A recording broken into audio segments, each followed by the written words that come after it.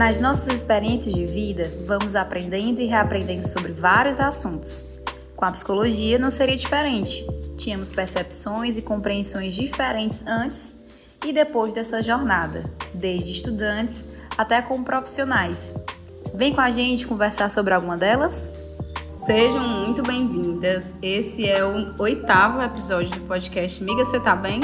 Eu sou Lenise Melo. E eu sou Samília Tomás. Somos duas amigas psicólogas prontas para abrir o diálogo de forma leve, descontraída e sincera sobre as complexidades do nosso universo feminino. Juntas, vamos explorar os desafios e as alegrias que nós mulheres enfrentamos com muita sensibilidade e conhecimento. Então preparem-se, porque aqui a conversa é real, acolhedora e depois do riboliço de reflexões e sensações, a grande pergunta é: miga, cê tá bem? No episódio de hoje vai ser naquele formatinho que a gente ama, trazendo 10 aprendizados nossos que foram pensados a partir das vivências que a gente teve enquanto psicólogas. O primeiro ponto que a gente pensou é algo que é construído, né? Às vezes até é falado de forma de brincadeira, né? Que é muito comum no senso comum e que a gente tenta desconstruir, né? Tanto desde a época da graduação, mas também até como profissionais isso é necessário, por incrível que pareça. Mas o primeiro ponto, sem mais suspense, é que psicólogo não lê mentes e ninguém vai ler a minha. Preciso comunicar, né? E aí é uma coisa que, como eu falei, né? Até em tom de brincadeira, né? Ai, tu é psicólogo, tu sabe o que é que eu tô pensando, né? Uhum. Mas que não é isso. Não é isso. E a gente traz esse ponto a partir dos relacionamentos, porque é muito comum, muitas vezes, a gente achar que a gente sentir alguma coisa, reagir conforme aquela emoção e achar que a outra pessoa, ela sabe o que você tá pensando, né? Assim, nos nossos relacionamentos, você tá passando por alguma situação, né, que é fora daquele relacionamento ou que é dentro desse relacionamento, mas que você às vezes acha que a outra pessoa vai ter que adivinhar, né? Dizer, eu tô mal, então a outra pessoa ela precisa saber que eu tô mal. Ela sabe o que ela fez. Ela sabe o que ela fez, né? Eu não preciso dizer o óbvio, né? Sendo que às vezes precisa, né? Ninguém vai ler a mente de ninguém, né? Nem nós psicólogas e nem ninguém, né? A gente precisa comunicar, né? E a gente trouxe esse ponto como primeiro porque a gente entende a importância da comunicação dentro dos nossos relacionamentos, né? E aí eu acho importante frisar a forma que essa comunicação acontece, né? É num tom passivo-agressivo, é de uma forma só agressiva, né? Ou é aquela comunicação assertiva, né? De compreensão, né? Porque ali ou é eu e tu, ou são várias pessoas envolvidas e que é necessária a comunicação. Então, para cada pessoa é de uma forma diferente, né? Então, e é difícil às vezes se comunicar, porque às vezes tá doendo, às vezes eu não sei muito bem o que falar, né? E aí a gente vai comunicar da forma como a gente tá sentindo muitas vezes, né? E às vezes a gente tá sentindo raiva, por exemplo, né? E aí a gente vai e também não só isso, mas é sobre como a gente aprendeu a se comunicar, né? E geralmente, na maioria dos casos, a gente não aprende a comunicar o que a gente tá sentindo, né? Inclusive no episódio passado, foi no passado? Não sei, foi algum episódio que a gente falou sobre quando a gente tá na infância, né? Que a gente, não fala, né? Silêncio, para de chorar, engole choro. Né? Então a gente foi aprendendo a guardar aquilo tudo, né? E aí quando é na hora de comunicar, ninguém sabe, né? Sim. Porque engoliu o choro, então assim, né? Meio difícil mesmo. O segundo ponto é a escuta já é uma intervenção. Esse é um ponto que a gente aprendeu, eu pelo menos enquanto psicóloga que atua com clínica, né, como psicoterapeuta, pensando sobre o nosso foco, né, que é relacionamentos, né, às vezes a gente vai chegar para uma pessoa que a gente ama ou que a gente confia e vai querer só falar, né? Você vai querer só falar sobre o que você está sentindo e muitas vezes a gente só quer ser escutada, né? E a gente não tem esse costume de só escutar, né? A gente sempre vai ter essa busca de soluções pro problema que aquela pessoa tá apresentando pra gente. Sou eu toda. A gente... Assim, no off, né? Não tô falando da... Sim, não como psicóloga, Não. né? Então, assim, esse é um ponto muito importante, né? Porque, às vezes, a gente tá só querendo ser ouvida, né? Sim. Só querendo ser escutada. E aí a pessoa vem e surge com várias possibilidades de soluções para aquele problema, sendo que a gente só quer falar, né? Por que a escuta, ela já é uma intervenção? Porque quando a gente fala, né? A linguagem, ela já... produz na gente uma nova forma de pensar sobre aquele assunto que a gente está trazendo, sobre aquela problemática, de pensar em novas possibilidades, de nos escutar, né? Porque às vezes quando tá no campo do pensamento, eu, pelo menos, às vezes eu tenho uma ideia massa. Eita, que ideia massa! Aí eu vou falar... tanto é que quando eu te comunico alguma ideia que eu digo assim, eu não sei se é boa só na minha cabeça, mas segue a ideia. É verdade. Né? Tipo isso. E é interessante como isso se apresenta em vários campos, né? Que às vezes, por exemplo, já teve situações em conversas profissionais assim, né? Que a galera fala de pessoas que frequentam determinado serviço, né? Determinada política pública, que ela vai lá só para falar. É uma figura carimbada, né? Que toda semana tá lá naquele dispositivo. E que ela tá lá só para ser escutada mesmo, né? Ela não quer buscar um remédio, ela não quer um atendimento, não.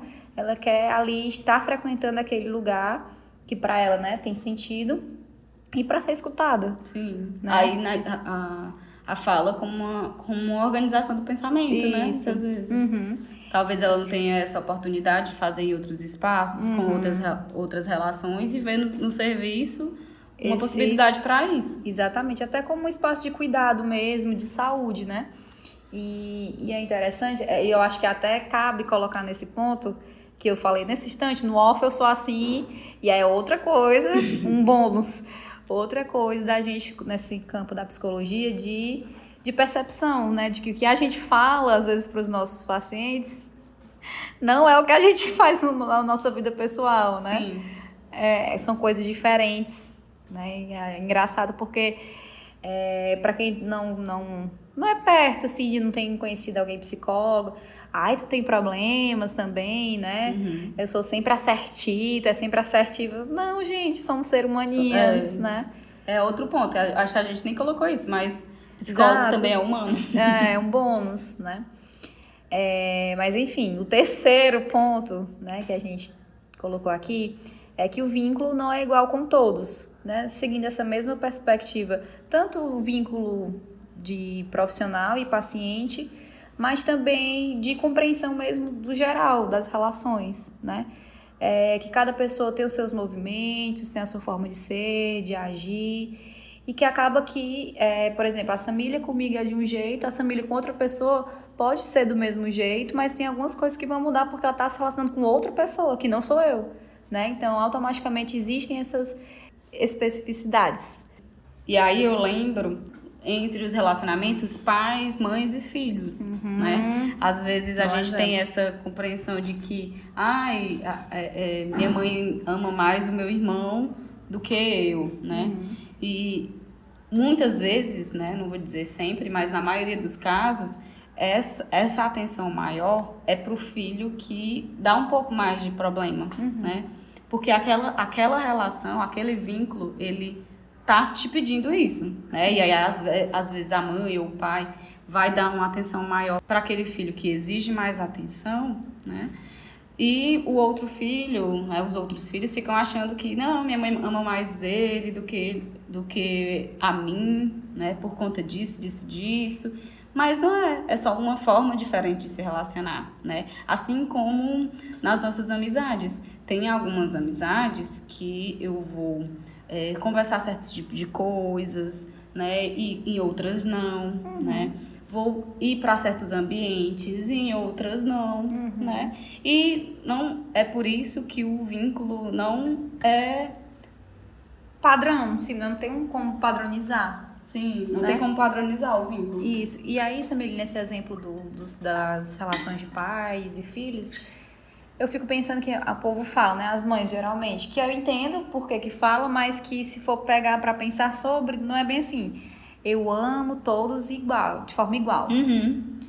Talvez não, né? Porque, como a gente está falando, cada pessoa exige determinadas demandas, né? Exige uma determinada atenção, determinadas falas, né? E isso é muito pessoal, é muito do sujeito, de cada sujeito, né? Que por mais que ela faça as mesmas coisas, mas a forma que o filho recebe, a forma que o filho age a partir daquilo é individual, né?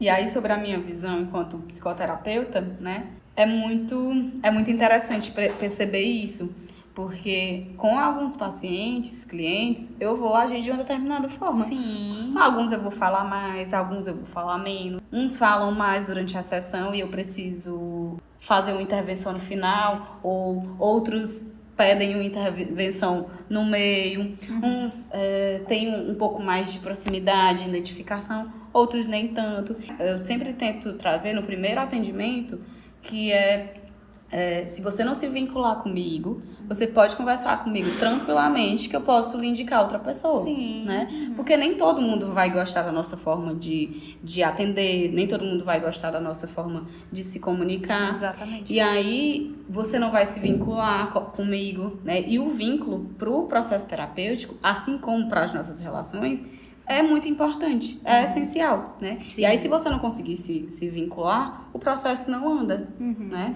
E isso a gente leva para as nossas relações também, né? Nem todo mundo a gente vai conseguir se vincular. Às vezes a gente pensa, daquela pessoa é tão legal, né? Eu gostaria tanto que ela fosse minha amiga. Sim. E, não, às vezes é aquela coisa do santo não bate, né? Falando de uma forma bem informal. O santo não bate. E simplesmente isso acontece. O vínculo não acontece igual para todo mundo. E é muito interessante essa individualidade das formas de acompanhamento, né? De pessoas, de vínculo. Engraçado até. Por exemplo, tem paciente que fala assim, ela fala quase o tempo todo, assim, do atendimento. Aí no final, ela olha assim... Pronto, agora você pode falar. Tipo, passa faltando 10 minutos, sabe? Sim. Mais ou menos assim. É engraçado. E é muito particular e é interessante observar essas diferenciações. O outro ponto, o quarto ponto, é que existem acordos nos relacionamentos. Como a gente está falando, né? Por exemplo, esse início que tu deu, esse exemplo que tu deu de... Se você não se vincular, né? É um tipo de acordo também, né? De que está rolando, massa. Se não, aqui é um campo aberto para você conversar sobre, né? Que existe ali um desconforto, mas que é necessário, porque senão o acompanhamento não acontece de forma fluida, né? Sim. Dentro do que é possível. Eu sempre gosto, falando da prática, né, profissional, eu sempre gosto de fazer o acordo, o contrato psicoterapêutico, Sim. né? Dizendo quais são as minhas funções naquela relação e as funções e obrigatoriedades da pessoa que eu estou atendendo, né? Porque... se foge disso, aí a gente vai conversar, né? Assim como nos outros relacionamentos que a gente tem, né? O acordo por exemplo, o nosso de amizade, é dizer, Lenise, eu sei que às vezes pode ser que eu esteja chata, mas não é com você, por exemplo, Sim. né? Ou da gente comunicar pro outro, né? De eu comunicar pra ti, por exemplo, olha, Lenise, eu não tô muito bem, pode ser que eu esteja chata, ignorante, então não faz brincadeiras de mau gosto não, porque pode ser que eu reaja de uma forma que não é interessante para esse momento, mas que é como eu tô me sentindo, tipo isso, né? E esse ponto casa muito com o primeiro, sobre a comunicação, né? Porque para ser realizados esses acordos, que às vezes inclusive a gente acha que é inerente, né, que não precisa ser dito, acontece que a comunicação é precisa, né? Para que eu entenda que, pronto, o acordo que eu tenho com a Samir também não é uma coisa assim... muito rígida. Isso, exatamente. Não é uma coisa rígida que precisa ser seguida, senão... Não, e para tudo isso existe a comunicação. Para que eu compreenda o que a Samir entende como acordo, para que eu entenda quais são as limitações da Samir, né? Até onde ela consegue ir naquela relação. E os acordos, eles mudam, né? Sim. Por exemplo... eu atendo muitas pessoas que têm relacionamentos não monogâmicos, né? E aí... por exemplo, eles começam com o relacionamento não se relacionando com ninguém, né? Com outras pessoas além, não se relacionando com ninguém, mas aí vão percebendo os desejos, vão percebendo que precisam de algo a mais, precisam de outra forma de relação, aí conversam, né? A comunicação. Olha, não estou me sentindo à vontade assim, eu preciso ter outras experiências, né? Isso pensando em todas as formas de não monogamia, né? A gente pode até fazer um episódio sobre isso. Sim. Mas, porque é também bem extenso. Mas são acordos, né? E às vezes a gente está se relacionando com a pessoa e a gente quebra algum acordo que não necessariamente foi dito, e aí vai conversar e vai... Opa, a gente pode reformular esse acordo bem aqui? Porque pra mim não dá certo. Aí, como por exemplo, esse exemplo que eu tô dando. A pessoa começa um relacionamento não monogâmico e acordam de poder se relacionar com outras pessoas além delas mesmas. E aí elas vão por um rolê e aí percebem que quando elas ficam, se relacionam com alguém na frente uma das outras, isso fica mais desconfortável. E aí elas não tinham acordado isso antes. Aí elas conversam, não, isso aqui foi desconfortável pra mim, vamos ficar com outras pessoas só separadas, né? Porque aquilo é desconfortável. Ou seja, os acordos, eles são também flexíveis, né? Mas para esses acordos existirem, eles precisam de comunicação. Sim, exatamente. Porque volta pro primeiro ponto. A gente não consegue ler a mente, né? Das pessoas. Então, se eu entender ali que é desconfortável, né? Que eu me senti desconfortável, eu preciso verbalizar. Ah, mas ela se tocou que eu fiquei desconfortável. Tá, mas às vezes não se tocou, né? Às vezes a pessoa tá focada em outra coisa. Sim, exatamente. E o quinto ponto é, às vezes, se distanciar ajuda a compreender.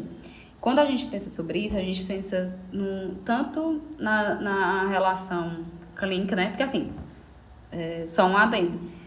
Todos esses pontos, a gente parte da minha experiência enquanto psicóloga, enquanto psicoterapeuta, e da Lenise, da experiência dela, profissional dela, né? E aí, quando eu pensei sobre esse ponto, né, de se distanciar, ajudar a compreender, foi pensando que, às vezes, você precisa, sim, de um descanso, vamos dizer, da terapia, né? Você não vai precisar da terapia o tempo inteiro, a vida inteira, né? E muitas vezes você até vai precisar, só que você só vai compreender isso depois, né? E aí quando a gente fala sobre os nossos outros relacionamentos, né? Às vezes você tá ali em um momento da vida, a outra pessoa ela tá em outro momento da vida e vocês não conseguem se alinhar. Aí vocês não conseguem se alinhar. E aí, às vezes, a gente precisa, sim, de um certo distanciamento para cada uma das partes se pensarem individualmente para depois achar esse alinhamento, né? E eu percebo muito isso em pessoas com comportamentos mais ansiosos, né? Por exemplo, houve uma discussão, um conflito entre essas duas partes, e aí uma das pessoas, essa pessoa mais ansiosa, vamos dizer assim, fica nessa busca de tentar resolver aquela situação naquele momento. A gente precisa resolver naquele momento. Mas, às vezes, aquele momento não é, vamos dizer, o ideal para resolver aquela situação. Porque você não pensou sobre aquilo direito, a outra pessoa não pensou sobre aquilo direito. E, às vezes, você vai precisar se distanciar um pouco para poder compreender os seus erros, o seu papel naquela relação, né? E até mesmo de forma prática, como profissional, de enxergar esse acompanhamento para além do que está sendo dito ali durante o atendimento, né? É necessário se distanciar no sentido de que ver como um todo, né? Não focar apenas no que está sendo dito, né? Mas em outras características que aquele paciente está demonstrando, né? E quando tu falou que das experiências, né? Tem muita coisa que tu fala que por mais que eu não esteja pontuando também sobre aquilo, acontece comigo, né? É uma vivência, é algo que eu consigo identificar. E aí esse para mim no pessoal, esse distanciamento é muito difícil, porque eu sou dessas pessoas que naquela hora precisa, e eu tenho aprendido a que não, né? Que é necessário às vezes sustentar esse momento mesmo, que inclusive é do dia a dia mesmo. Por exemplo, alguma raiva que você acaba aqui expressando de uma forma muito não interessante, né? Explodindo, falando ali alto. E aí é necessário ter essas pausas, né? Porque acaba que vai machucar mais a pessoa, né? E tudo mais. Que aí já casa com outro ponto, que o silêncio também fala, né? Esse tempo de reflexão, esse tempo de pensar sobre o que aconteceu, ou pensar no que eu quero dizer, o que eu quero transmitir, o que eu quero comunicar para aquela pessoa, o silêncio também tem uma função, né? Inclusive, durante o atendimento, né, ali que a gente está fazendo, o silêncio também tem uma função. Não é porque eu tô aqui calada e é uma falha, por exemplo, né? Porque eu não sei o que dizer. Não, às vezes ele tem uma função de para a pessoa pensar no que aquilo que ela disse, né? De ter uma percepção de como ela está se sentindo naquele momento, falando sobre aquele determinado assunto, né? E também como uma forma de entendimento para outros espaços, né? Que quando uma pessoa silencia com ela, quer dizer alguma coisa, né? Uma forma de dizer ou que algo não está legal, ou que eu preciso conversar sobre aquilo, mas naquele momento não é interessante. E às vezes não é sobre você, né? Sim. Aquela pessoa, ela tá em silêncio e não é sobre você. Porque às vezes tem uma percepção de alguns pacientes, ela tá me julgando, né? Sim. Ela tá me julgando? Não, às vezes é só mesmo para que você possa se ouvir, perceber o que você falou, ou refletir sobre aquilo que você falou, né? Pensar em outras coisas. E aí eu fico pensando também que na rotina, né? A gente não tem esse tempo, às vezes, de parar, né? E aí levando assim pro dia a dia mesmo. Então, assim, eu particularmente, eu tenho um momento de silêncio, principalmente onde eu moro, que é muito barulhento. Menina, é uma coisa, né? Porque o silêncio ali me traz uma paz também, né? E que às vezes é necessário a gente ter esses momentinhos durante o dia a dia, né? De silêncio, de parar, né? Que é muito importante o ócio, muitas vezes, né? Quando a gente fala sobre silêncio, a gente pensa também nesses muitos barulhos que a gente vem a escutar durante os nossos dias. E a gente tá repleto de barulho. Direto. Ali o tempo inteiro, nas redes sociais, por exemplo, né? Você tá o tempo inteiro cheia de informações, no Instagram, é no TikTok, escutando um podcast, escutando uma música, né? Algumas vezes na minha terapia pessoal, quando eu falava sobre coisas muito sensíveis, depois da sessão, eu ficava precisando desse silêncio. Eu ficava assim meio que suspensa. A sensação que eu tinha era de suspensão. E aí eu ficava... né, nesse respiro, de parar um pouco, para pensar o que eu tava falando, ou nem para pensar nada, só para deixar o meu corpo digerir aquilo que eu falei, né? Sim. O silêncio, ele é muito importante. E aí, sobre o nosso 7º ponto, você não tem controle sobre tudo, né? Às vezes a gente... Eu acho interessante esse ponto, enquanto psicóloga, né? Que eu atendo muitos psicólogos e estudantes de psicologia. E às vezes eu percebo um comportamento de tentar controlar o que está sentindo, né? Ou controlar o que está pensando.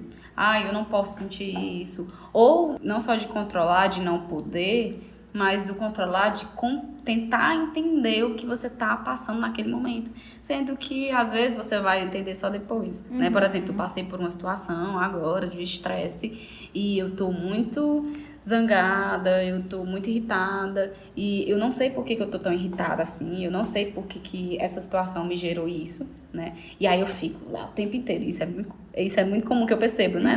Nas pessoas que eu atendo. De ficar ali, mas por quê? Mas por quê? Mas por quê? Mas por quê? Às vezes você não vai entender o porquê naquele momento e nem depois, né? Requer tempo, né? Requer experiência, não só tempo, né? Eu acho que o tempo, quando a gente fala sobre tempo, é sobre experiências, busca de novas experiências, para você entender aquilo que você tá querendo dizer. Então, você não tem controle sobre tudo.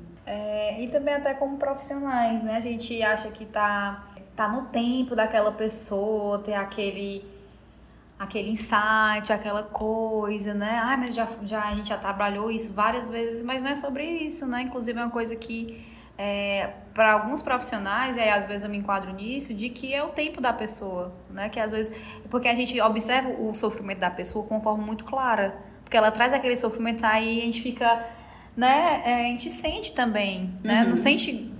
aquela pessoa tá sofrendo, tô sofrendo também. Não é sobre isso, mas que a gente percebe que causa ali uma dor, que é repetido, né? E a gente não quer isso para os pacientes, né? Assim, de que eles permaneçam no sofrimento, né? E aí, às vezes, né, a gente não tem nenhum tipo de controle sobre, porque é o tempo da pessoa, é o processo dela, a disposição, a experiência, como ela reage, a importância que ela dá para daquela coisa. Talvez não seja o momento dela dar importância naquele momento, mas daqui 1 mês ou 2 meses ela vem trazendo, né? Então, assim, é muito nesse processo de que não existe controle, de nenhum jeito. E aí, quando tu fala isso, eu lembro de uma frase que eu sempre gosto de comentar com os meus pacientes, né? Que casa muito com isso, que é uma frase do Manuel de Barros, que ele fala, né? Repetir, repetir até ficar diferente, né? Você não tem controle, E eu até digo, né? Muitas vezes a pessoa chega e diz assim, eu já falei sobre isso, né? Já falei sobre isso. Assim como outras relações, aquela amiga que tá ali só repetindo várias coisas que ela já sabe muitas vezes, né? E aí ela fica ali repetindo, ou repetindo experiências que já foi conversado, mas que ela vai repetir, né? Sim, é sobre e isso. Aí eu sempre deixo claro que pode repetir sim, repetir até ficar diferente, Sim. Né? Você não tem controle sobre... Nosso 8º ponto é que nem sempre conversar vai gerar um alívio. Porque às vezes a gente está falando sobre esse tempo das coisas, né? Esse tempo de parar, de entender, de sentir, de deixar ecoar, né? Às vezes conversar não vai ser interessante. Sim. Não vai ter o efeito que a gente quer que ele tenha, que é de alívio. Né? E às vezes a pessoa espera muito isso da terapia, né? Sim. Quando eu saio da sessão, ficar aqui aliviada. Claro que em muitos momentos vai sim gerar alívio. Mas se você vai trazer um assunto que você não diz pra ninguém, né? Que você tá ali confidenciando em terapia ou pra alguém, né? Levando pra outras experiências.